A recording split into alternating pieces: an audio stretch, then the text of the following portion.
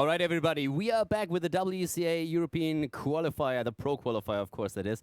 And we're going to jump into the draft immediately because the teams already started it. So it's, of course, the first day, so we have to smooth out some of the edges over the next 2 days. But as you can see, the draft has started, and Techa, keep us updated. What happened here? Well, we started off with Gamers2 getting the first ban. By the way, this match is going to be Gamers2 versus Team Alternate Fancy. And Gamers2 being out the Jaina ban, Alternate Fancy, they had pretty much no choice, but this is how we saw it going in the first game. They had to ban out the Zeratul because they don't want to play against it. Gamers2, very happy with that, though, because they got Abathur as their first pick. We all know that they really like Abathur. Back in the days, it was really ADRD playing the hero quite a bit, but of course, ADRD since then left Gamers2. Now they have Bashik, one of the players that was formerly playing for Pushik team here. But really interesting draft here once again happening. First of all, of course, that strong focus on Illidan that we're seeing from Gamers2 with the Rhaegar even supporting him. Alternate Fancy have even an opportunity, if Tyrande is not banned out, to go for this chain locked, for this huge amount of CC that they really love to play. Fancy is a team that loves to be aggressive, and they love to do that with the Muradin and a Tyrande, and that might be why Gamers2 could potentially ban out here. Yeah, I wouldn't be surprised to see them ban out the Tyrande or just the Butcher part of that, because Tyrande pretty solid with what they have as is, whereas Butcher can't really run without the Tyrande, so either one, very potential, but Gamers2, like you said, very solid Illidan composition here, even with Alternate Fancy picking up the Uther as their first pick, with the Muradin to basically direct counter it before Gamers2 even picked it. Gamers2 were like, we'll take it anyway, and bring in the Rhaegar. And they banned the Anubarak in this case. Oh. Ooh.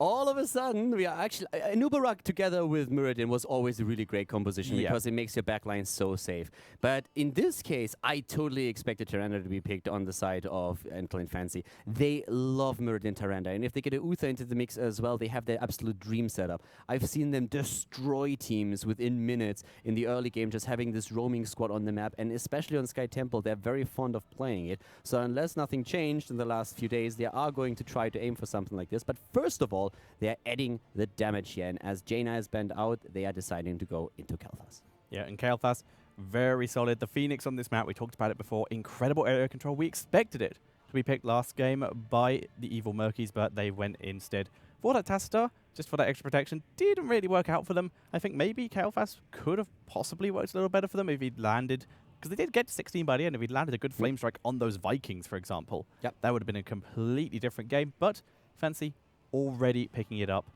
And against Gamers2, it can take down an Illidan if they sort of end up 1v1ing each other. I'm really curious what they're going to pick here. I mean, I would really expect a Tyrande just because she's also very nice against an Illidan. First of all, you have that insane lockdown, and then you have the extra damage against the hero that you want to burst. But they have other options here too. And Fancy is a team that has really shown a huge diversity of picks that they aim for. In this case right now, they already have a double stun. They have some damage. Keep in mind that heroes like Nazeebo, for example, haven't been picked yet either. We also need more range damage on the side of Gamers2, who have been completely focusing on their Illidan support in this case, which makes it very scary as well. But I'm already loving this draft. This is really cool game already. This is two very different styles, where Fancy is basically almost going direct counter to Gamers2 at the start, and then just started going their way. So it's very interesting to see what Gamers2 pull in to deal with that Kael'thas, because Illidan, he has to dive in, and there's already a Muradin there who's going to be sticking to that Kael'thas like glue to keep him alive.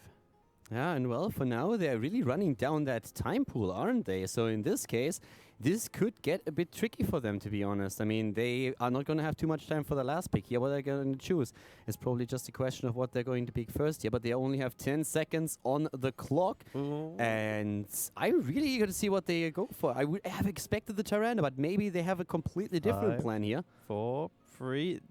Oh, okay. Yes! That's a Thrall. All right. That was not expected, but I am loving that. If you don't have lockdown against Thrall, he can become a monster. And what do melee assassins love? They love the Divine Shield. They love the D. Really so do. In this case, we could definitely see that Thrall go Melee ham. versus melee. Thrall versus Illidan. That is so cool. It's going to be very exciting. And now Gamers2, they're like, okay, we need some range damage, but now there's a melee assassin that we have to deal with as well. This is really tricky for them. I wouldn't have like picked her probably, but in this case, I could really see a Vala, for example. You can later on try and use the Frost Shot to just slow down Mirrodin and Thrall a bit. He's an option that, or she's an option that you have. It's also constant damage that you can use together with the Illidan here. But yeah, what other options do they have in this case? I mean, we could see.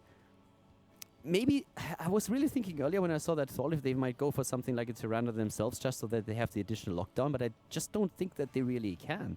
It would be a huge gamble for them to go into such a squishy hero that doesn't really give too much damage out, but is more one of those utility picks. So this is a very ballsy move, I feel, from ATN Fancy, but it's one that I definitely can see working out.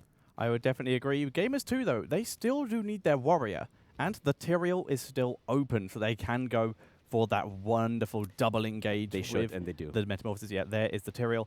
And they have one more pick. They need something ranged, anything ranged, and right now, like you said, Valor could be nice to maybe kite Thrall.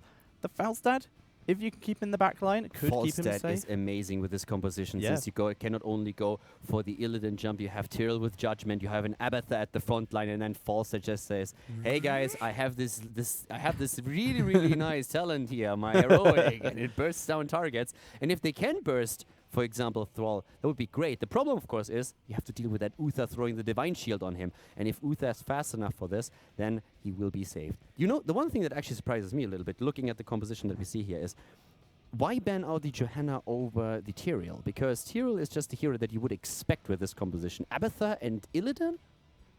I guess maybe because Johanna, there's very, very little way that Thrall is actually going to win a fight against her. And Thrall needs to get to that backline. If he gets interrupted by, say, a Condemn during his Wind Fury, he's going to lose out on so much damage because that gives the person he's engaging upon time to step backwards and get out of that auto-attack range. Yeah, so right now we have still to see what range damage they are going to go for here. They're on 9 seconds. I could still see that Vala. I feel like with a mage like Nazeebo, they don't have enough in the long run, so they need something a bit more persistent. Sylvanas. They go into a Sylvanas. You know, that actually surprises me a little bit. I like the silence. The silence is great here. I like the 16 burst. This is awesome.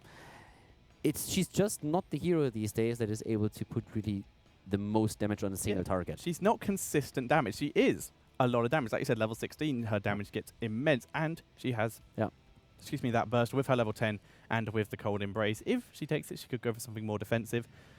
But like you said, damage over time, you need to be taking down a Thrall and a Kael'thas.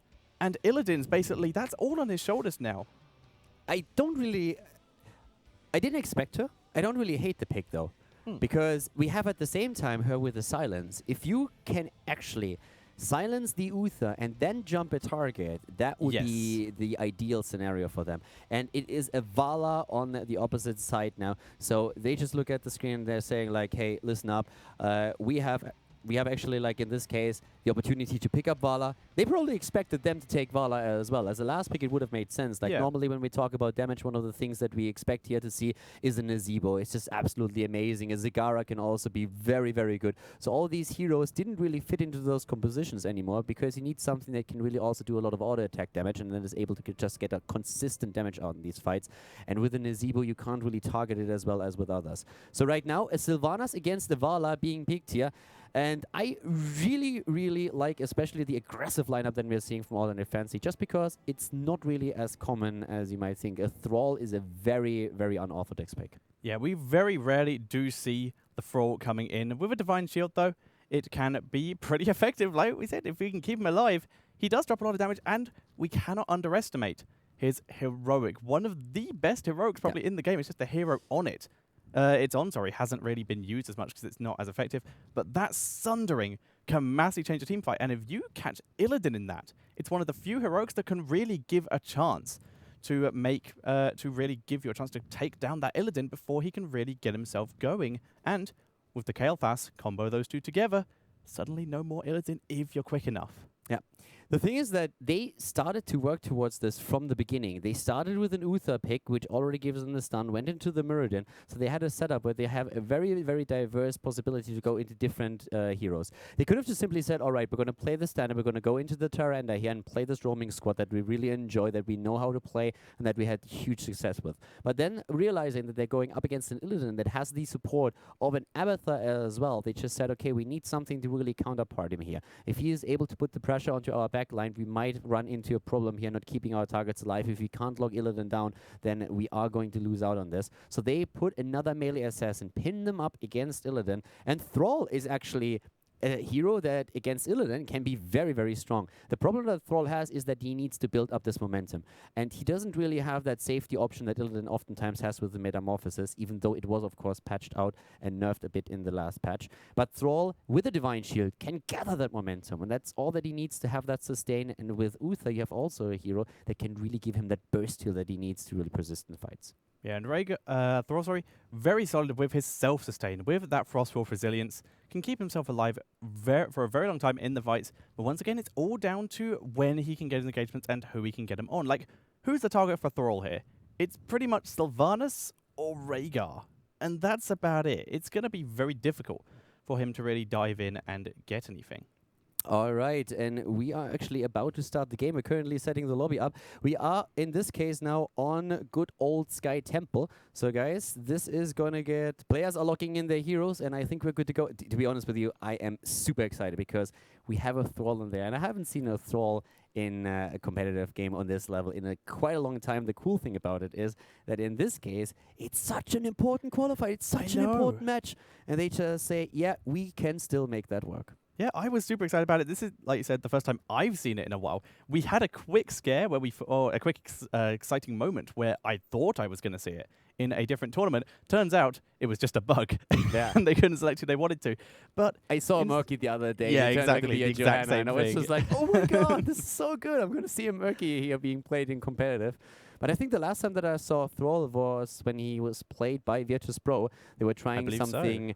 very unorthodox with a composition with Thrall Gazlowe that horribly backfired. Oh, really? Was it like Earthquake Thrall Gazlowe? Or yeah, just like exactly. It was it was fun, but it backfired horribly.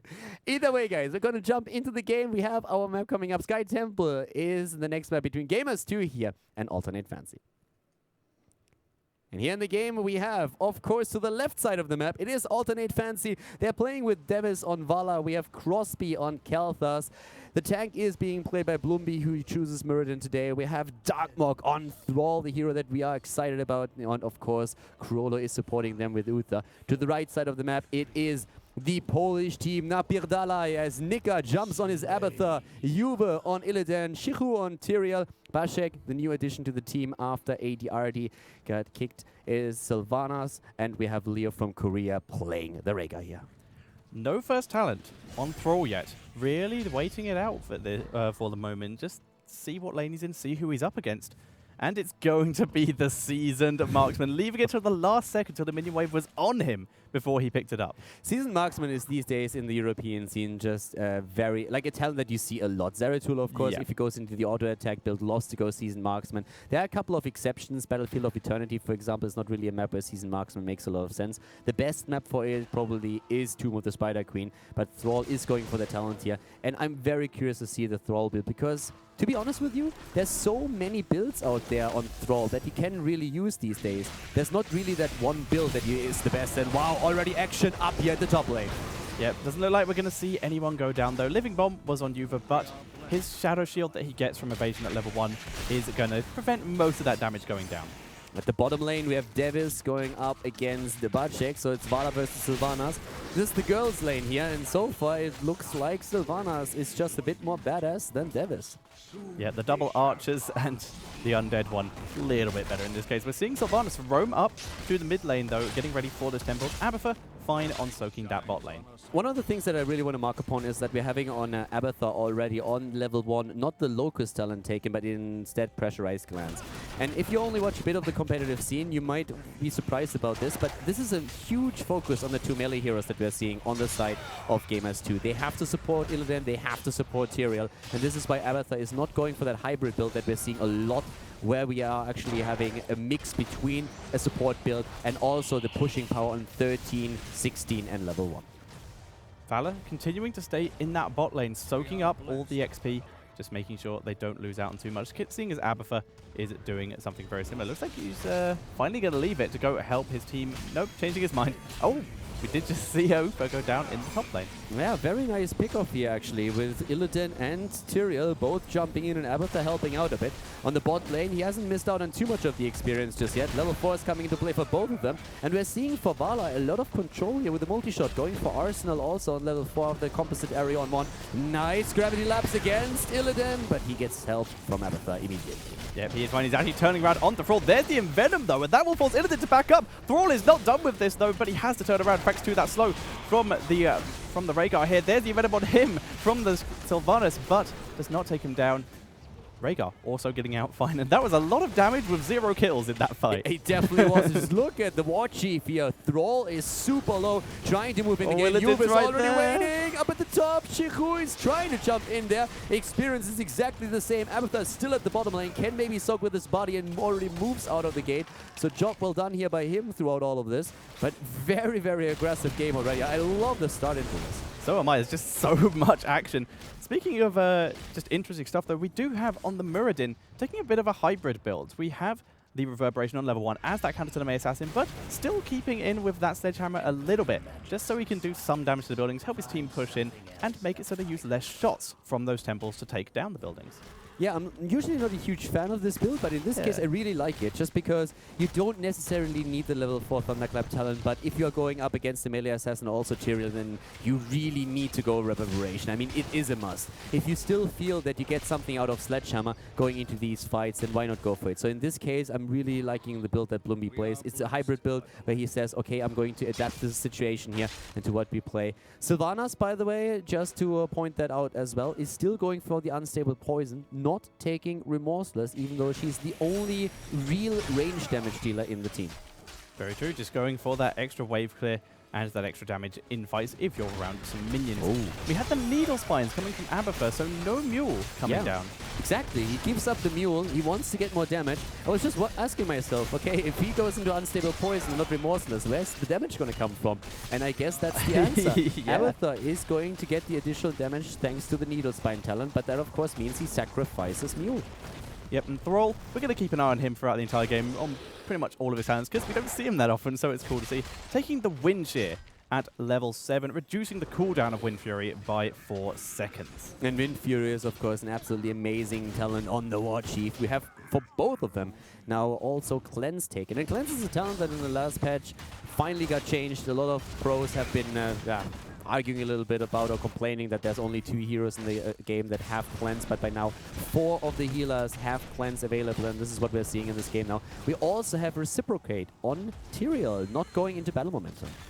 Yeah, just going a little bit more aggressive this time. Instead of just smiting or shielding over and over again, just going with a bit more aggressive so he can just engage, give a shield to his team and then engage, get a little bit of extra damage out of it. And it also helps with clearing mercenaries. Shiku up at the bot lane, already in position here. The rest of his team did not move yet. Abathur, of course, now that the temple is about to get active, moves up to the top. Nika wants to get additional experience here. And the perfect timing to actually take this Bruiser camp. It will do so much damage to the fort. Great position here on the side of Gamers2. I'm really liking this. We're having Alternate Fancy in a bit of trouble, I want to say. They have to deal with the top lane push, but they cannot take that temple at the same time. Yeah, they're actually just going to completely ditch this temple. And like you said, spread out to those lanes. Abathur, though, suddenly realizing, hey, there's no one at this temple, immediately pulling back to a safe location, so he's not going to get picked off here.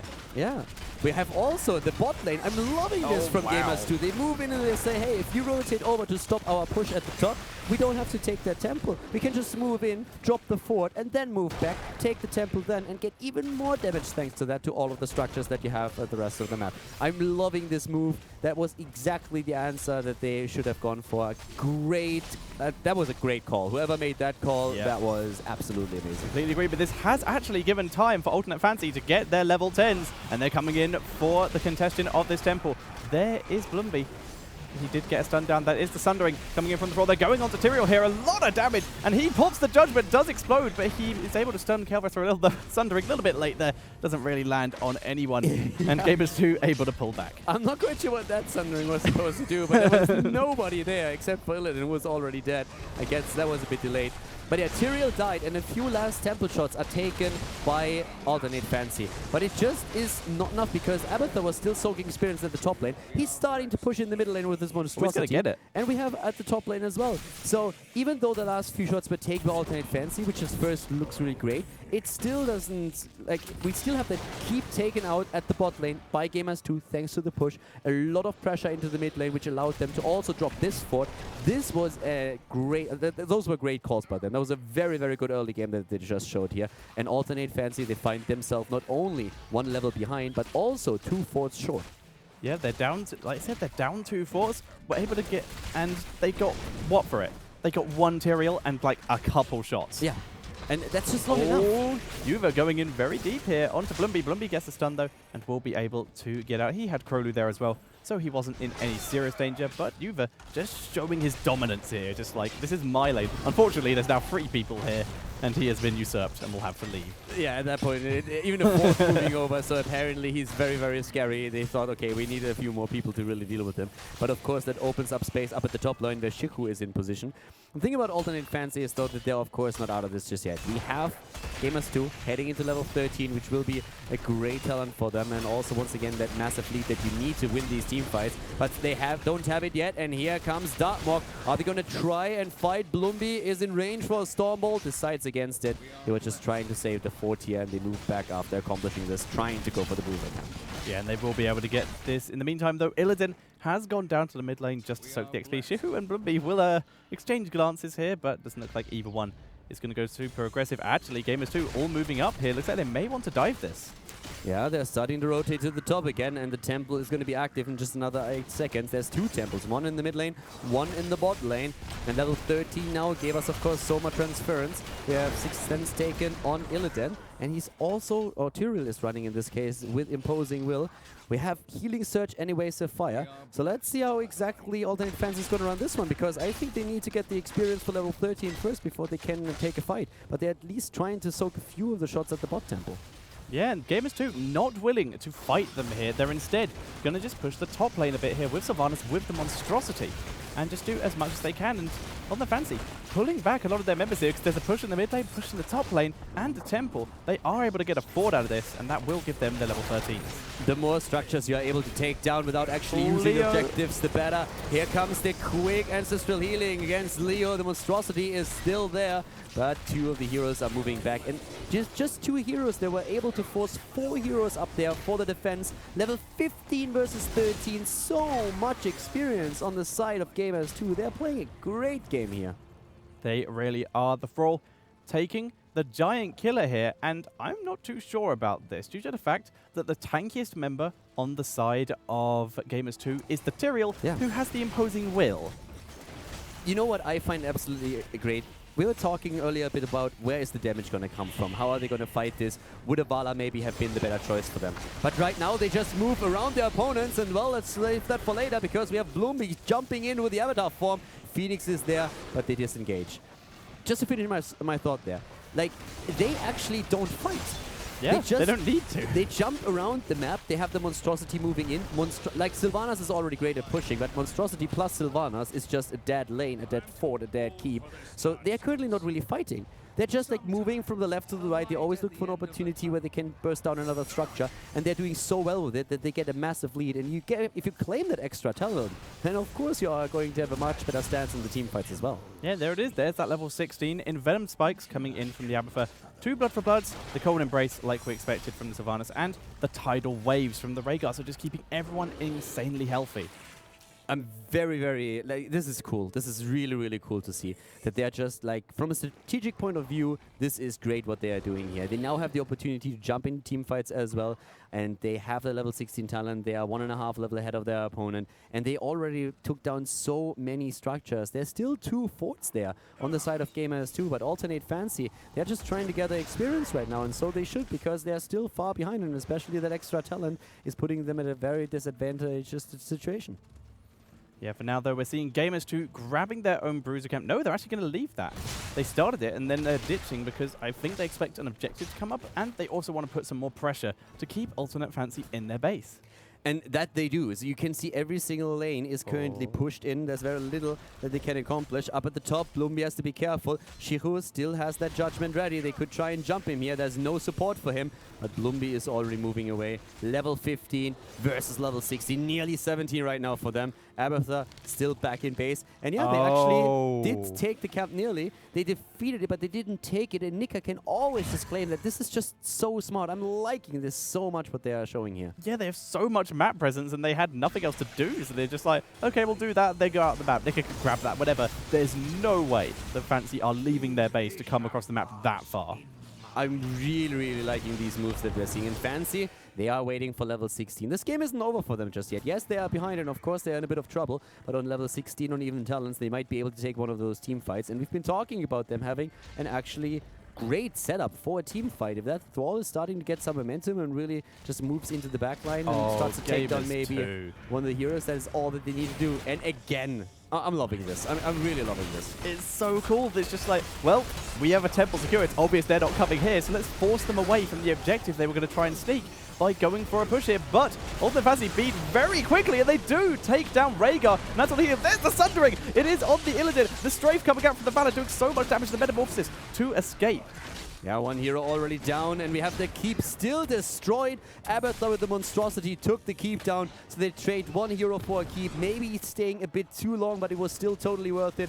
Taking down that keep was an important move, but Alternate Fancy now has the control of the map for at least a few minutes or seconds, and they can maybe even get both of the temples, and that would be a great victory for them. They already claimed the top one with Darkmok, and they're starting to rotate down to the bottom one to take the second one as well.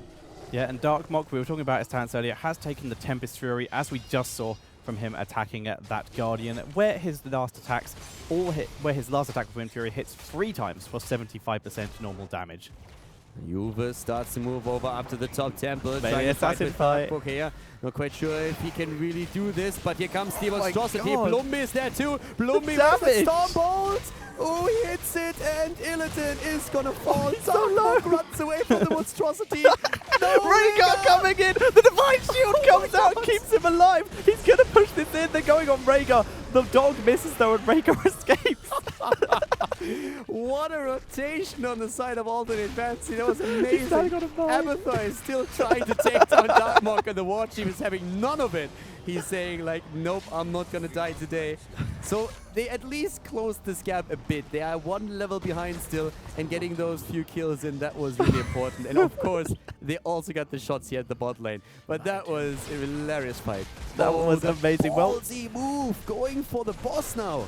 Leo from Korea has spotted this, but Tyrael's a pretty long way out. He is on his way and may arrive in time, but looking going to be risky. Illidan is not up for this, and I don't think Gamers2 can contest this. It's not going to stop him from trying, though. Tyrael throws in his sword. No, not going to bother. Good call. Yeah, you don't want to do call, that. But a good call. I mean, things like we've seen calls like this backfire completely and you getting wrecked. A 5 versus 4 situation is not really the one where you feel the most confident unless you can really make sure that that boss is not dishing out too much damage, which they did. So, gutsy call. But let's be honest, they had to do something. Yeah, this was basically the opposite situation from the last game we saw, where the behind team went for the boss when the ahead team had less players and the ahead team didn't engage and throw even more people away. So pretty much everything reversed there.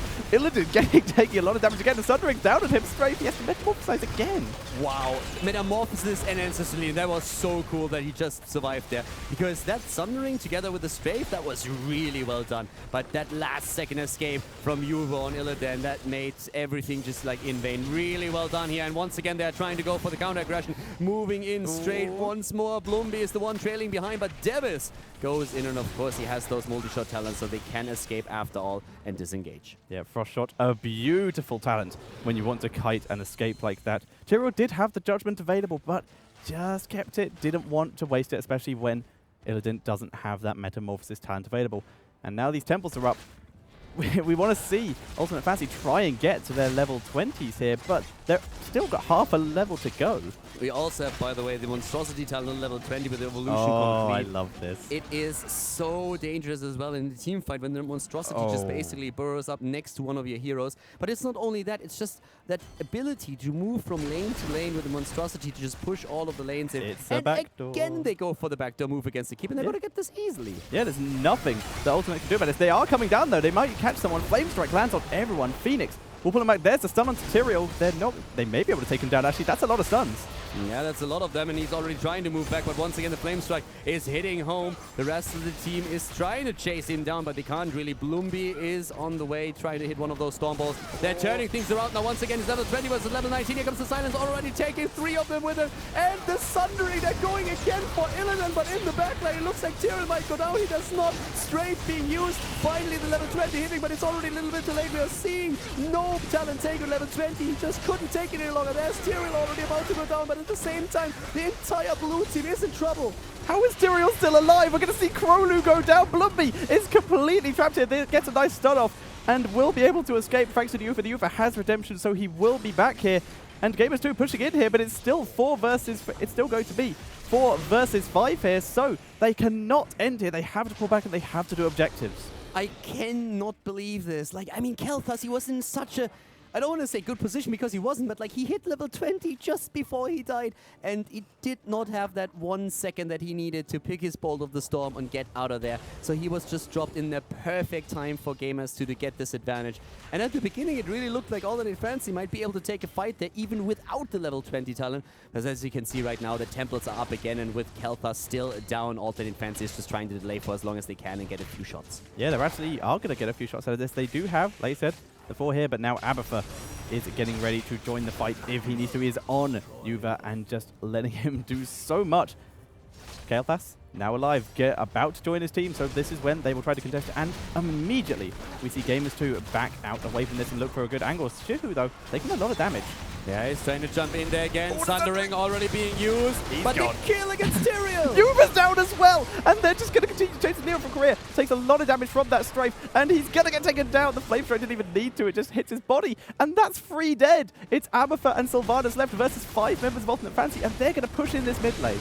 Tetcha, they're going for it. They want have it. 50 seconds. There's Abathur is dead. They're just moving Bot lane is to keep this damage. They need to kill it off being responsible. Divine Shield was just used on Krolu there. I don't know what was damaging him, but they want to try and end here. Can they do it? Like you said, there's so much time. Sylvanas is backdooring on the other side of the map. Oh, Sylvanas and Abathur as well. It's a race. It is a race. It looks like it's going quicker on the side. On the front, they're going to clear it. They get it. Yes, they can take it.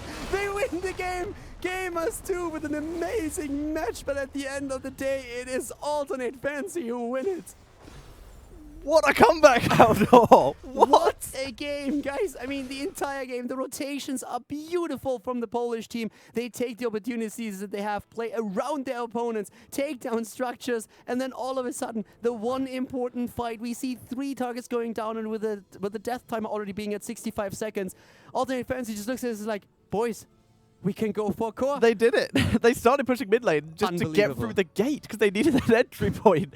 And they couldn't go for it. They could have got around to go for bot lane. It might have actually been quicker, but they just went for it and able to take the game with that. Fantastic. And are you ready for the Reddit threads?